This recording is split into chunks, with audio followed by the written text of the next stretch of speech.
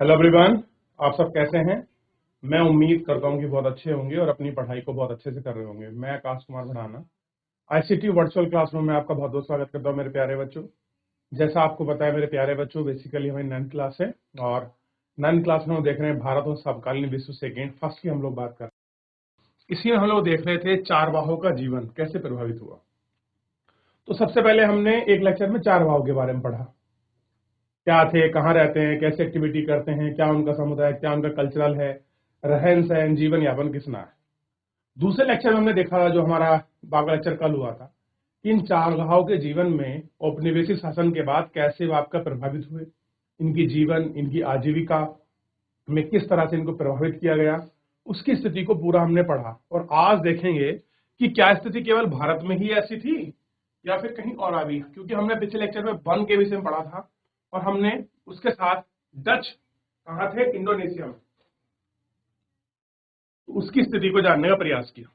तो अफ्रीका में चारवाहा जीवन के बारे में हम लोग आपका बेसिकली पढ़ेंगे कि अफ्रीका में जो चारवाहा हैं उनके जीवन की क्या कहानी है, कैसा रूल है, कैसे वो लोग रह रहे हैं, क्या है, इसके विषय में पढ़ते हैं। चलिए, तो अफ्रीका पे आगे बढ़ने से पहले जितना हमने कल पढ़ा है कि चारवाहों ने इन बदलावों का सामना कैसे किया, और बेसिकली ये पूरे वो लोग थे जो आपका रह रहे थे। देखिए, अब आपको पता लग गया, ये है गुजर बकरवाल जम्मू कश्मीर, गद्दी हिमाचल, भोटिया गुजर उत्तराखंड, क्लियर है, बंजारे राजस्थान, राइका राजस्थान, बंजारे मध्य प्रदेश, मरुस्थलधारी क्षेत्र में गुजरात, और दंगधर आपके महाराष्ट्र, और इधर कुरमा गोरोला ये कहाँ हो गया आपका, कर्नाटक वगैरह में हो गए। और देखिए, ये है मोनपा, ये बेसिकली आपका जो चारवाहा लोग हैं ये वो हैं। क्लियर है? क्लियर रहेगा?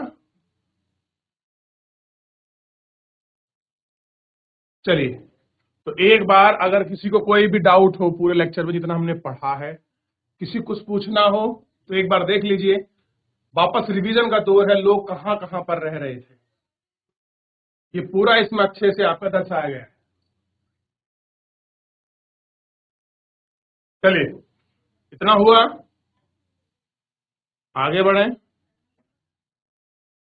अब आगे बढ़ते हैं और आगे बढ़ के बात करते हैं अफ्रीका का, या अफ्रीका में चारवाहा जीवन, कि अफ्रीका में बेसिकली चारवाहा जीवन क्या है। क्लियर है? इसको गौर करके देखते हैं। तो हमने बाप का चारवाहों का जीवन हम लोग बाप का देख रहे हैं अफ्रीका में। आइए जरा अफ्रीका की तरफ चलें और दुनिया की आधी से ज्यादा चारवाहा आबादी रहती है। कैसी है? दुनिया की आधी ज्यादा जो आबादी वो क्या है, वहां बेसिकली चारवाही है।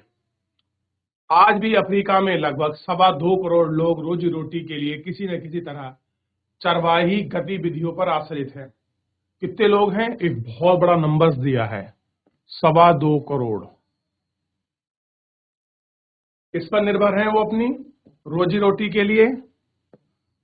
चरवाही गतिविधि पर। इनमें से बुदुसेन, बारसे, मसाई, सोमाली, बोरान और तुर्काना जैसी जाने माने समुदाय हैं। ये कुछ ऐसे समुदाय हैं जो आपका चरवाहा के लिए आपकी फेमस है, और इनका गुजर बसर या इनकी आजीविका किसके ऊपर डिपेंड है? तो आपका चरवाहा जो एक्टिविटी है उसी के ऊपर ही सारी चीज निर्भर करती है। इनमें से ज्यादा आधा शुष्क घास के मैदान, सूखे रेगिस्तान में रहते हैं, जहां वर्षा आधारित खेती करना बहुत मुश्किल है। कह रहे हैं यहां पर आपका वर्षा आधारित खेती करना कैसा है, बड़ा ही मुश्किल है। ठीक, अब कह रहे हैं कि यहाँ के चरवाहे गाय, बैल, ऊंट, बकरी, भेड़ व गधे पालते हैं और दूध, मांस, पशु की खाल व ऊन आदि बेचते हैं। कुछ चरवाहे व्यापार यातायात संबंधी काम भी करते हैं। कुछ चरवाही के साथ खेती भी करते हैं, कुछ लोग चरवाहे से होने वाली मामूली आय से गुजारा नहीं हो पाने के कारण भी धंधा कर रहे हैं। कह रहे हैं कि जो हमारा जो इनका जीवन है चरवाहे वाला, उसी से इनका जीवन व्यापन नहीं हो रहा, तो इन्हें कुछ ना कुछ और अपने जीवन जीने के लिए अपना कुछ और इन्हें क्या करना पड़ रहा है, गुजर बसर करना पड़ रहा है। ठीक, और उसी गुजर बसर के लिए ये दूसरे काम धंधों पर डिपेंड है।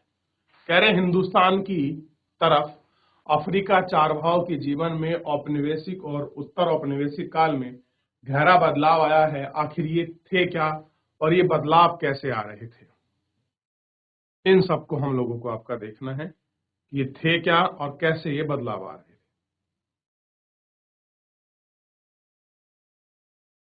ठीक है, एक इमेज आपके सामने दिखाई दी है, आप इसको गौर करके देखिए। देखिए, मसाई लैंड जिसके पीछे आपका किलिमंजारो पहाड़ दिखाई दे रहा है, तो मसाई जाति कहां रहती है? किलिमंजारो आपका एक ज्वालामुखी पर्वत है, उस पर आपका मसाई जनजाति रहती है। मसाई मक्का, चावल, गेहूं, गोभी जैसे खाद्यान्न पर जो निर्भर रहते हैं। जो भी इलाके में पैदा नहीं होता वह परंपरागत रूप से इन चीजों को पसंद नहीं करते। मसाई मानते कि फसल उगाने के लिए जमीन पर हल चलाना प्रकृति के विरुद्ध है। मसाई लोगों का मानना है अगर हम लोग किस जमीन पर हल चलाएंगे तो वो विरुद्ध होगा, जो स्वतः पैदा हो जाए उसको ही ग्रहण कर लें, वह तो चरवाए लायक भी नहीं बचती। और ये सारी चीजें क्या है, मसाई वाली नहीं है। ठीक, अब थोड़ा सा एक नजर मारते हैं, जितना भी हम लोगों को क्या मिला है, बेसिकली यहाँ की जो भी कुछ आपका आदिवासी या कह सकते हैं जो आपके चरवाहे हैं वो इस प्रकार है। ये देखिए, बरसेल, ताउरुंग, मोर्स, रेरी, तवासुनु, जुलू, नामा, सोमाली, बेजा, कावास, डाफकिन, बुंदई। अरे देखिए, ये सारे वो हैं जो आप देखने को मिलेंगे अफ्रीका में। ये सारे चरवाहा आपके जातियां हैं। देख लिया, आगे बढ़े। कह रहे कि इन परिवर्तनों को चरवाहों के एक खास समुदाय के माध्यम से समझने की कोशिश करते हैं कि आखिर में जो चेंजेस हो रहे थे, ये परिवर्तन है। इन परिवर्तनों को समझने के लिए हम क्या करते हैं, हम एक खास समुदाय के माध्यम से इनको समझने का प्रयास करें। चलिए इसके लिए मसाई नामक समुदाय को चुन लेते हैं। तो किसे चुन लिया हमने, मसाई जनजाति को। मसाई पशुपालक मोटे तौर पर पूर्वी अफ्रीका में निवास करते हैं। तो मसाई जनजाति कहाँ रहती है, पूर्वी अफ्रीका में। सबसे पहले तो ये ध्यान रखना, क्या है ये, पशुपालक हैं। इनकी संख्या भी बताई गई है कि इतनी दक्षिण कीनिया और करीब 1.5 लाख तंजानिया में रहते हैं। ठीक, अभी हमने देखा है कि नए कानून और बंदिशों ने किस तरह से न केवल उनकी जमीन छीन ली बल्कि उनकी आवाजाही पर भी बहुत सारी पाबंदियां थोप दी। अच्छा, जो कानून आया था वो केवल भारत में ही लागू हो रहे थे या फिर और देशों के लिए भी अंग्रेजों ने कानून बनाए? तो बच्चों, जहां पर भी यूरोपियन लोग थे, चाहे डच रह रहे हों, चाहे फ्रांसीसी रह रहे हों, चाहे आपका डेनिश रह रहे हों, चाहे आपके पुर्तगीज रह रहे हों या फिर अंग्रेज रह रहे हो, सबने अपनी नीतियों को बनाया है। ये भले ही आपस में लड़े, लेकिन ये आपस में इसलिए लड़ रहे थे कि भारत पर या किसी और देश पर हमारा कब्जा हो, ना कि किसी और देश का। तो ये कानूनों में समानता थी इनके। इन कानूनों के कारण सूखों के दिनों में उनकी जिंदगी पर गहरी तौर पर बदल गई। जब सूखा पड़ता था, सूखा मतलब जब आपकी बारिश वगैरह ना हो तो पैदावार कम होती थी, तो उस समय बड़ा होता था। उनके सामाजिक संबंध भी एक नए शक्ल में ढल गए और जो उनके सोशल कॉन्टेक्ट थे वो भी उनमें भी आपका चेंज आया। अब चेंज आया तो क्या हुआ, देखिए। कह रहे हैं चरवाहों का उदय हुआ। मसाई की सबसे बड़ी समस्या यह रही कि उनके चरगाह दिनों दिन सिमटते जा रहे थे। औपनिवेशिक शासन में सबसे पहले मसाई लैंड का इलाका उत्तरी केनिया से लेकर तंजानिया के घास के मैदानों तक फैला हुआ था। 19वीं सदी के आखिर में यूरोप की साम्राज्यवादी ताकतों ने अफ्रीका में कब्जे के लिए मार काट शुरू कर दी। किसने करी? 19वीं सदी में। सबसे पहले आप ध्यान दीजिए, दोबारा पढ़ते हैं। मसाई की सबसे बड़ी समस्या क्या थी? उन्हें चारगाहों में दिनों दिन सिमटते जा रहे थे और औपनिवेशिक शासन में मसाई लैंड का इलाका उत्तरी केन्या से लेकर तंजानिया तक था और मैदानों को स्टेपीज कहा जाता है। तो अफ्रीका में घास के मैदानों को क्या कहते हैं? स्टेपी कहते हैं। ठीक। 19वीं सदी के आखिर में यूरोप की साम्राज्यवादी ताकतों ने अफ्रीका में कब्जा करने का मारकाट शुरू कर दिया। ठीक। यूरोपियन लोगों ने बहुत सारे इलाकों को छोटे छोटे उपनिवेश में तब्दील करने अपने कब्जा ले लिया। 1885 में ब्रिटिश, कीनियाई और जर्मन तंगाई के बीच एक अंतर्राष्ट्रीय सीमा खींचकर मसाई लैंड को 2 बराबर भागों में टुकड़ों में बांट दिया। बाद में सालों में सरकार ने गोरों को बसने के लिए बेहतरीन चरगाहों पर अपने कब्जा ले लिया। मसाई को दक्षिण कीनिया, तंजानिया छोटे इलाकों में समेट गए। औपनिवेशिक शासन से पहले मसाई के पास जितना जमीन था उसका लगभग 60% हिस्सा उसने छीन लिया गया। उन्होंने ऐसे सूखे इलाकों में कैद कर दिया गया जहां अच्छी बारिशें होती थी और ना ही अच्छे चारगाह थे। उन सबको उन्हें समेट लिया और कर दिया गया जहां ये सारी चीजें आपका नहीं थी।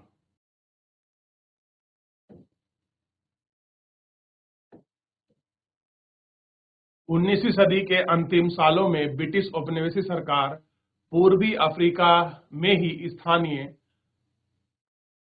किसानों को अपनी खेती की क्षेत्रफल में ज्यादा से ज्यादा फैलाने के लिए प्रोत्साहित करने लगी। जैसे जैसे खेती का प्रसार हुआ वैसे वैसे चारागाहों खेतों में तब्दील होने लगे। चारागाह कहाँ बदल गए? आपका खेतों में। अब क्या हो रहा था? जो औपनिवेशिक सरकार थी वो क्या थी? पूर्वी अफ्रीका में स्थायी किसानों को खेती के क्षेत्रफल से ज्यादा फैलाने को प्रोत्साहित कर रही थी कि आप खेतों को फैलाइए, इनको बढ़ाइए। मेन क्या था? उनको राजस्व चाहिए था। अंग्रेजों के आने से पहले मसाई आर्थिक, राजनीतिक दोनों स्तर पर बड़े किसान पड़ोसी पर भारी पड़ते थे, लेकिन औपनिवेशिक शासन के अंत तक आते आते समीकरण बिल्कुल उल्टा हो चुका था। बहुत सारे चारगाहों को शिकारगाह बना दिया और केनिया में मसाई मारा, संबारू नेशनल पार्क और तंजानिया में सेंट्रीगेट पार्क में शिकारागाह इस तरह से अस्तित्व में आए। इन आरक्षित जंगलों में चरवाहों का आना जाना मना था। इन इलाकों में ना तो शिकार कर सकते थे और ना वे जानवरों को चरा सकते थे। ऐसे बहुत सारे आरक्षित जंगलों में मसाई अपने ढोर डंगर आपका चराते थे। ढोर डंगर का मतलब है यहाँ जानवर। मिसाल के तौर पर टेरिंग नेशनल पार्क का 14,760 वर्ग किलोमीटर से भी ज्यादा क्षेत्रफल मसाई चारगाहों पर आपके कब्जे करके बनाया गया था। अब देखिए, ये है मसाई जनजाति। इस तरह से रहते हैं ये लोग बेसिकली। इनको रेड कपड़ा बड़ा पहनना पसंद है। ये देखिए, इस तरह का जंगल है कीनिया। देख लिया। चलिए, तो अफ्रीका में जितनी स्थिति हो रही थी, जहां तक किसी कोई डाउट, कोई क्वेरी जा रही है? घास के बिना पशु यानी कि मवेशियां, बकरी, भेड़ कुपोषण का शिकार हो जाते हैं, जिनका मतलब है चारवाहों के परिवार में बच्चों के लिए भोजन कम पड़ने लगता है। सूखे और भोजन की सर्वाधिक कमी से ग्रस्त इलाकों में असबोली सैली नेशनल पार्क के आसपास पड़ता है, जिसकी पर्यटन में आय पिछले लगभग 24 करोड़ कीनियाई सिंग में यानी कि 35 लाख अमेरिकी डॉलर थी। किलिमंजारो जल परियोजना में होकर इसके इलाकों में बहुत सारे समुदाय में सिंचाई परियोजना का इस्तेमाल कर इनको बनाया गया है। अब इन क्षेत्रों को डेवलप कर रहे हैं। अब देखिए, बेसिकली मसाई लोगों के पास इस तरह से जानवर रहते हैं, गाय वगैरह। तो आप इसे भारत का दृश्य मत समझना। ये कहाँ का है? किलिमंजारो आपके तंजानिया बंजानिया का है और ये आपके मसाई लोग हैं जो रहते हैं। ठीक है, चलिए कह रहे हैं मसाई का नाम माँ सबसे निकला है। माँ यानी कि साई का मतलब होता है मेरे लोग। परंपरा के रूप से मसाई घुमंतु और चारवा समुदाय के लोग हैं जो अपनी आजीविका के लिए दूध और मांस पर आश्रित हैं। ऊंचे तापमान, कम वर्षा के कारण शुष्क, धूल भरे, बेहद गर्म हालात रहते हैं। अर्ध शुष्क व्रत वित्तीय इलाकों में सूखे सामान्य तथा इनमें बहुत सारे जानवर मर जाते हैं सौजन्य से दा मसाई एजुकेशन, उन्होंने ये जानकारी दी है। क्लियर है? इस तरह का इनका रहन सहन, खान पीन, ये सारी चीजें इसके अंतर्गत आप लोगों को देखने के लिए मिलेंगी। ठीक, अब कह रहे हैं कि अच्छे चारागाहों और जल संसाधन के हाथ से निकल जाने की वजह से वहां छोटे इलाकों पर दबाव बहुत ज्यादा बढ़ गया था, जिसने मसाइयों को धकेल दिया और छोटे छोटे इलाके में लगातार चराई का नतीजा यह हुआ कि चारागाहों में स्तर गिरने लगा, चारों ओर हमेशा कमी रहने लगी। मवेशियों का पेट भरना भी एक स्थायी समस्या थी। आपके कह रहे हैं सरहदें बंद हो गई थी। 19वीं सदी में चारगाहों ने खोज तक दूर दूर तक चले जाने लगे। एक जगह के चरवाहा सूख जाते तो वो अपने रेवड़ लेकर किसी अन्य जगह चले जाते, लेकिन 19वीं सदी के आखिरी दशकों में औपनिवेशिक सरकार ने उनकी आवाजाही पर तरह तरह की पाबंदियां लगा दी। मसाई ने किस तरह से अन्य चारवाहों का भी विशेष आरक्षित इलाकों की सीमाओं को कैद कर दिया। अब ये समुदाय इन आरक्षित इलाकों की सीमाओं पर आ जा नहीं सकते थे। विशेष परमिट के लिए बिना जानवरों को बाहर नहीं जा सकते थे, लेकिन परमिट हासिल करना भी आसान काम नहीं था। इसके लिए उन्हें तरह तरह की बाधाओं का सामना करना पड़ता था और उन्हें तंग किया गया। अगर कोई नियम का पालन नहीं करता था तो उसे कड़ी सजा दी जाती थी। ठीक है, चारवाहों को गौरों के इलाके में पकड़ जाने और इनको दाखिल कराने पर खर्चा था। बहुत सारे इलाकों में कई तरह के व्यापार भी कभी नहीं कर सकते थे। बाहर से आए गोरे और यूरोपियन औपनिवेशिक अफसरों ने उन्हें खतरनाक और बर्बर स्वभाव वाला मानते हैं।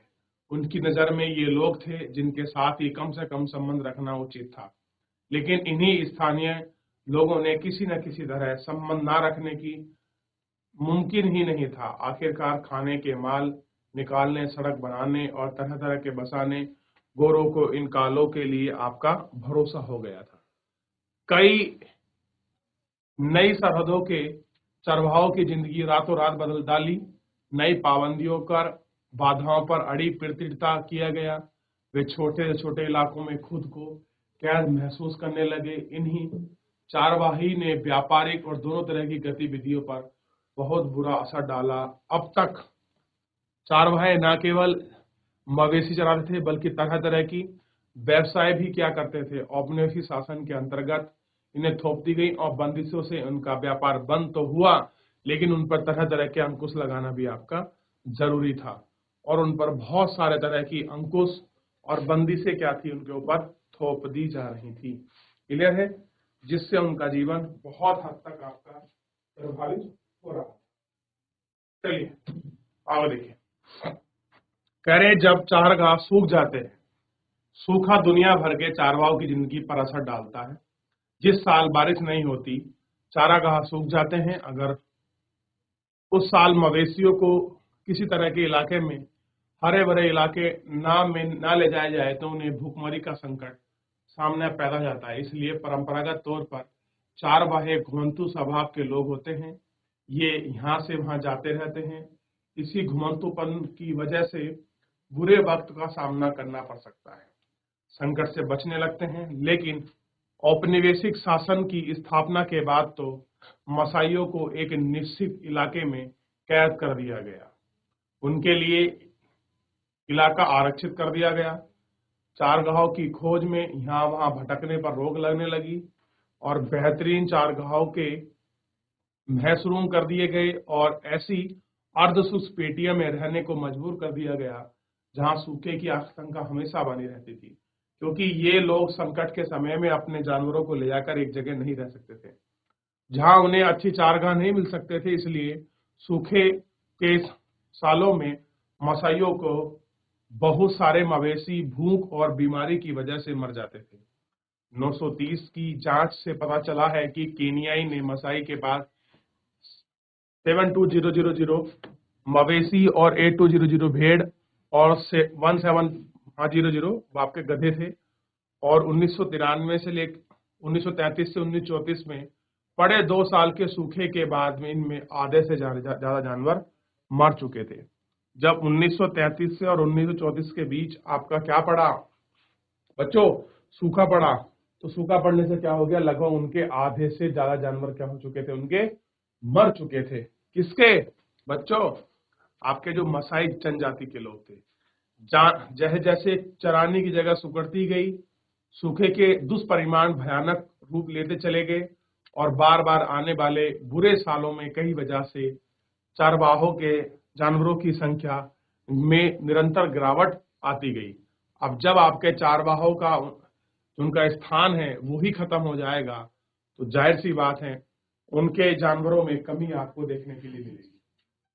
अब ये देखिए, तुम्हें लोग दिखाई देंगे किस तरह से जानवर, ये वही लोग, और ये खास कर योद्धा प्रवृत्ति में है। देख लिया, कह रहे हैं कि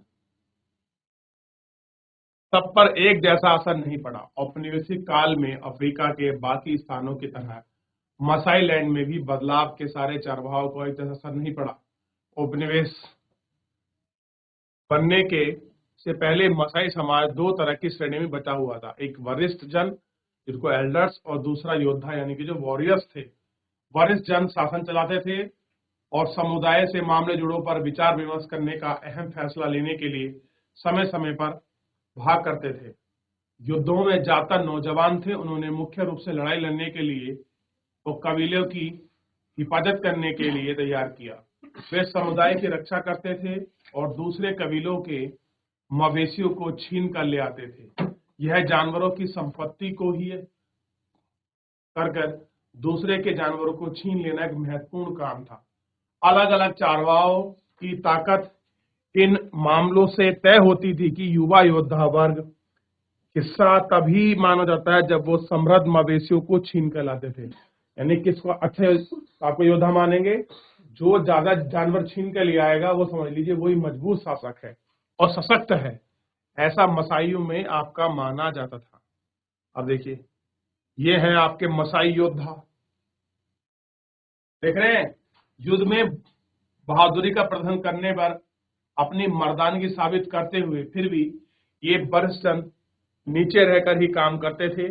मसाई के मामले की देखभाल करने के लिए अंग्रेज सरकार ने कई तरह के फैसले लिए, जिनसे वे सालों में बहुत बुरे असर पड़े। उन्होंने कई मसाइयों को उप समूह के मुखिया तय किए और अपने अपने कबीले के सारे मसाइयों की जिम्मेदारी सौंप दी, जिसके बाद मामलों में लड़ाई पर पाबंदी लगा दी और तरह तरह के वरिष्ठजन और योद्धाओं को दोनों को परंपरागत सत्ता का बहुत कमजोर हो गए। और क्या हो गए, जो उनकी सत्ता थी क्या हो गई, उनकी बहुत ज्यादा कमजोर हो गई। जैसे जैसे आपका समय बीतता गया, औपनिवेशिक सरकार द्वारा नियुक्त किए गए मुखिया माल इकट्ठा करने लगे और उनके पास नियमित आमदनी थी, जिससे वे जानवर, सज्जो साज का सामान, जमीन खरीद सकते थे। अपने गरीबी पड़ोसी पर लगान चुकाने के लिए कर्जा पैसा था। उनमें ज्यादा बाद में शहरों में जमकर बस गए और व्यापार करने लगे। उनके बीवी बच्चों में गांव में तरह तरह के जानवरों की देखभाल करते थे और चारवाहिक में गैर तरह के आमदनी भी थी। अगर उनके जानवरों की तरह वजह से घटने लगी तो जानवर भी आपका खरीद सकते थे। चाहे जो चरवाहे सिर्फ अपना जानवरों के सहारे जीवन बसर करते थे, उनकी हालत अलग थी। उनके पास बुरे वक्तों का सामना करने के लिए अक्सर साधन नहीं होते थे। युद्ध और अकाल के दौरान उनका सब कुछ खत्म हो गया। तब उन्होंने काम की तलाश में अपने आसपास के शहरों में शरण ले ली। कोई कच्चा कोयला जलाने का काम नहीं करने लगा, कोई कुछ करता था, और इनकी तकदीर ज्यादा अच्छी हो गई। उन्होंने सड़क या भवन निर्माण कार्यों में काम में लग जाते थे। इस तरह से मसाई समाज दो स्तरों में बदल आया। पहला वरिष्ठ जन और योद्धाओं के बीच उम्र भी आधारित परंपरागत पूरी तरह से खत्म भले ही ना हुई हो, पर उस पर बुरी अस्त व्यस्त जरूर थे। दूसरा, अमीर और गरीब चारवाहों के बीच नया भेदभाव आपका पैदा हो गया, और इस तरह से क्या हो गया, अमीर और गरीब के बीच की खाई जो थी वो आपकी भर गई, और योद्धा आपके ऐसा हुआ कि समाज में आपको देख लिया। ये कौन है? मसाई वॉरियर हैं ये, देख लिया। चलिए, अच्छा, अब है निष्कर्ष पर हम लोग पहुंचते हैं। बेसिकली निष्कर्ष को समझिए। इस तरह हमने देखते हैं कि आधुनिक विश्व में आए बदलावों से दुनिया के अलग अलग चारवाहों समुदाय पर अलग अलग तरह के असर पड़े। बिल्कुल सही बात है, हर जगह का जो असर था वो कैसा था, बिल्कुल अलग था। नए कानूनों और सीमाओं से उनकी आवाजाही का ढर्रा बदला गया। जैसे जैसे चारागाह खत्म होते गए, जानवरों को चराना मुश्किल होता गया। जो चारागाह बचते थे वे अत्यधिक इस्तेमाल की वजह से बेकार हो गए। सूखे के समय उनकी समस्या पहले से भी ज्यादा बढ़ गई, क्योंकि तब उनके जानवर बड़ी तादाद में दम तोड़ने लगे। अब उनके आने जाने पर बहुत सारी बंदिशें थोप दी गई, इसलिए वे चारागाहों की तलाश में कहीं नहीं कर सकते थे। फिर भी बदलते वक्त के हिसाब से खुद को ढालते हैं, अपनी सालाना आवाजाही का रास्ता बदलते हैं, जानवरों की संख्या कम कर लेते हैं, नए इलाकों में दाखिल करने के लिए हर संभव लेन देन करते हैं, और रियासतों में मदद लेने के लिए सरकार पर राजनीतिक दबाव भी डालते हैं। वे इन इलाकों में अपने अधिकारों को बचाए रखने के लिए अपना संघर्ष जारी रखते हैं। यहाँ उन्हें खदेड़ने की कोशिश की जाती है और जंगल को रख रखाव और प्रबंधन पर अपना हिस्सा मांगते हैं। ऐसा करते हैं कि जो उनका प्रबंधन है उस पर हिस्सा मांगते हैं। चरवाहे अतीत में अवशेष नहीं है, अतीत के अवशेष कोई हमें मिले नहीं कि पास में क्या रहा होगा, किस तरह सा है, ऐसा हमारे पास कुछ भी नहीं बचा है। क्लियर है? जिनके लिए आज की आधुनिक दुनिया में कोई जगह नहीं है, यानी कि मॉडर्न टाइम में कुछ नहीं है। पर्यावरणविद और अर्थशास्त्री अब इस बात को काफी गंभीरता से मानने लगे हैं कि घुमंतू चारवाहों की जीवन शैली दुनिया में बहुत सारी पहाड़ी और सूखी इलाके में जीवन यापन करने के लिए सबसे ज्यादा उपयुक्त थी। कि अगर कुछ भी नहीं है तो हम जीवन में कैसे रह सकते हैं, जो चारवाहा थे इन्होंने हमें सिखाया है। और ये पैटर्न बहुत अलग था, और ये क्या हो गया, आज आधुनिक समय में आपका लुप्त हो गया। हमें दिखता कहाँ है, अब नए नए हैं, नए नए समुदाय हैं। आजकल देखिए मॉडर्न टाइम है, सब टेक्नोलॉजी से अपना आनंद लूट रहे हैं। तो पूरा चैप्टर हम लोग पढ़ चुके हैं। इसमें किसी का कोई डाउट, कोई क्वेरी हो मेरे प्यारे बच्चों, आप मुझसे पूछ सकते हैं। कोई भी बच्चा, किसी का कोई भी डाउट, कोई भी क्वेरी हो, चलिए पूछ लीजिए। देखिए पूरा हमने स्टेप बाय स्टेप पढ़ लिया। देखिए हमने इसमें फिलहाल आप अगर गौर करेंगे 4 चीजों को हमने देखा है। पहले हमने देखा कि आपका चारवाहा कौन होते हैं, चारवाहक कौन होते हैं, चारागाह कहाँ कहाँ है, भारत में पहाड़ी क्षेत्रों में, रेगिस्तानी मरुस्थल में, पूरे में हमने देख लिया। उनके संस्कृति को पढ़ा। फिर औपनिवेशिक शासन के बाद, सेकंड बता रहा हूं मैं आपको कि औपनिवेशिक शासन के बाद उनमें कैसे बदलाव आया, क्या उन्होंने प्रतिक्रिया दिखाई।